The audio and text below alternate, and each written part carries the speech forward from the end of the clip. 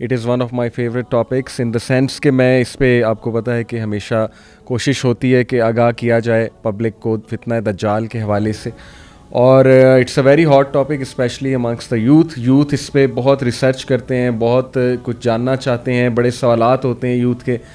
तो I am very please very excited कि आज मेरे साथ डॉक्टर शेख हमाद लखवी साहब मौजूद हैं। मैंने बड़ी रिक्वेस्ट की शेख से, इनका बड़ापन है, इन्होंने टाइम दिया, और इंशाल्लाह आज मैं इनसे तमाम आपके सवालात पूछूंगा, और इनके सामने आर्टिफिशियल इंटेलिजेंस की मिसालें भी रखूंगा, कुछ फ़िज़िक्स के कॉन्सेप्ट्स भी, ताकि बात इंशाल्लाह वाज़ेह हो कि हमें किस तरह से समझना चाहिए जो अहदीस फितना दज्जाल के हवाले से आई हैं, and what's the right approach and how to go about it, और हमें करना क्या है उस फितने को लेके।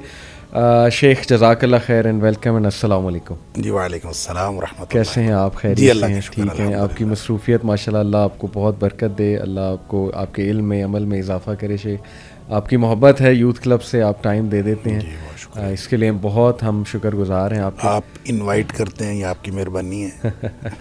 जज़ाकल्लाह खैर शेख। सो टॉपिक आपको भी पता है यूथ का one of the favourite topics है, ऑल्दो इसके बारे में मैंने सुना है रसूलुल्लाह सल्लल्लाहु अलैहि वसल्लम जब बात करते थे तो बहुत सीरियस अंदाज में सहाबा को वार्न करते थे।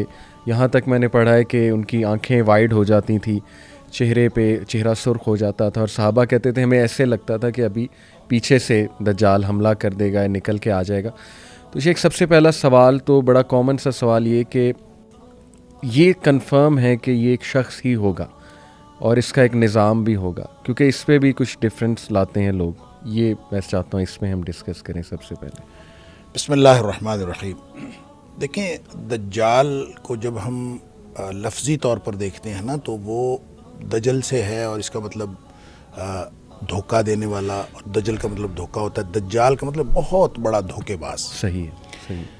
लिहाजा जब इस एतबार से देखते हैं तो दुनिया में जब धोखा आ जाता है, और ख़ास तौर पे इस वक्त जब क़ुर्ब क़यामत हम धोखा देख रहे हैं, और हर जगह पे धोखा दही, और जैसे नबी करीम सल्लल्लाहु अलैहि वसल्लम की एक और हदीस भी है कि आपने फरमाया कि इन्ना मिन इक़्तिराब अस्साअह, सही, क़ुर्ब क़यामत की निशानियों में से एक निशानी ये होगी कि उस वक्त जो है ना, सीनून खद्दा, सही, कि जो तुम्हारे ऊपर ऐसे साल आ जाएंगे जो धोखे के साल होंगे। ठीक है। अब धोखे के साल आ गए तो फिर उसकी आपने तशरीफ़ फरमाई, युसद्दक़ु फ़ीहल काज़िब व युकज़्ज़बु फ़ीहस सादिक़ व युअतमनु फ़ीहल ख़ाइन व युख़व्वनु फ़ीहल अमीन, कि उसमें सच्चे को झूठा समझा जाएगा, झूठे को सच्चा समझा जाएगा, और जो अमानतदार है उसको बदयानत समझा जाएगा, बदयानत के ऊपर भरोसा किया जाएगा।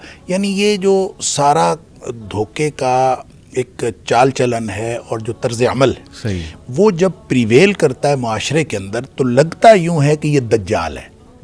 यानी हम या अवामुन्नास जो हैं वो ये समझने में इस हद तक हक बजानिब होते हैं कि जब हर तरफ ही धोखा है, सही, और कोई शख्स हमें सच्चा मिलता ही नहीं है, लोग जो हैं वो धोखेबाज, हर शख्स धोखा दे रहा है, हर शख्स बेईमानी कर रहा है, तो दज्जाल भी तो बेईमानी ही करेगा, तो शायद ये पूरी तहजीब जो है इसका नाम दज्जाल है। तो लोग भी इस मुआशरे को दज्जाल कह देते हैं।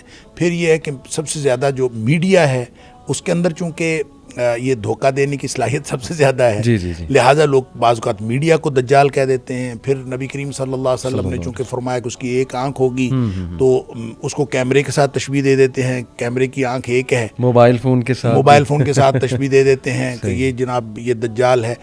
अला हाज़िल क़ियास, यानी इस तरह से लोगों को अपने जो व्यूज़ अप्लाई करने में और अहादीस से जो मतलब अखज़ होता है उसको अप्लाई करने में लोगों के अपने तजुर्बात शामिल हैं। सही, और लोग अपने तजुर्बे की वजह से ये चीज़ें जो हैं इसके साथ अटैच कर देते हैं।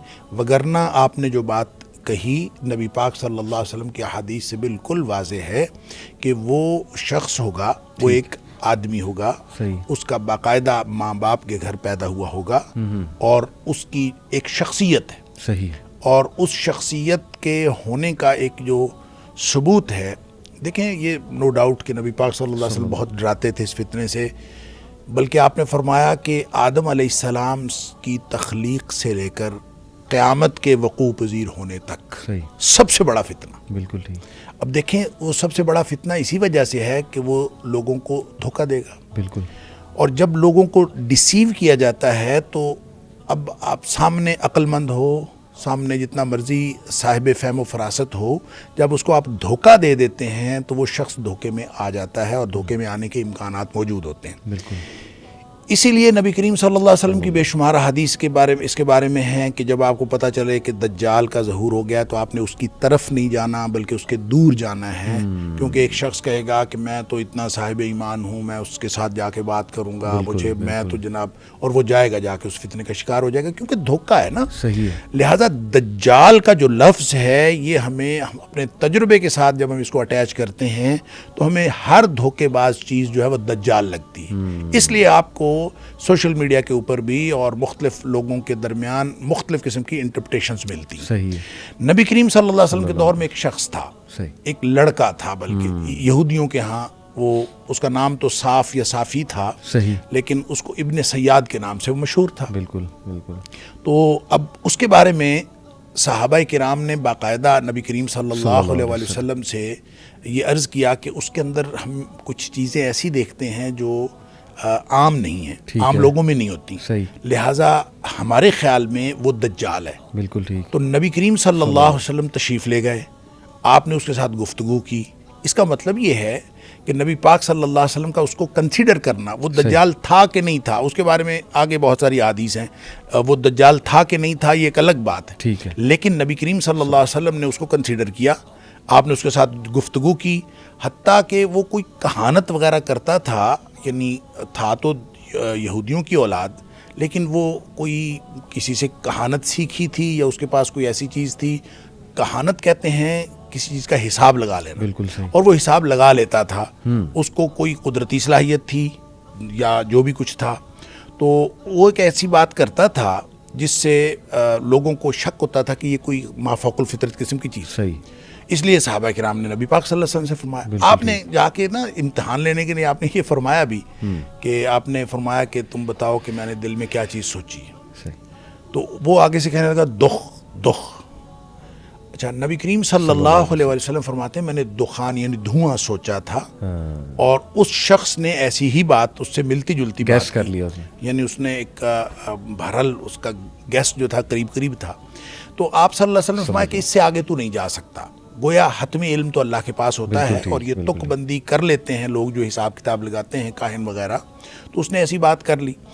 اس کے بعد وہ شخص کافی دیر زندہ رہا، وہ یعنی عمر فاروق رضی اللہ تعالیٰ کے دور میں بھی تھا، اور لوگ جو ہیں اس کے بارے میں بعض لوگوں نے تو صحابہ کرام کے بیانات آتے ہیں کہ ہم نے تو کنفرم سمجھا ہوا تھا کہ یہی دجال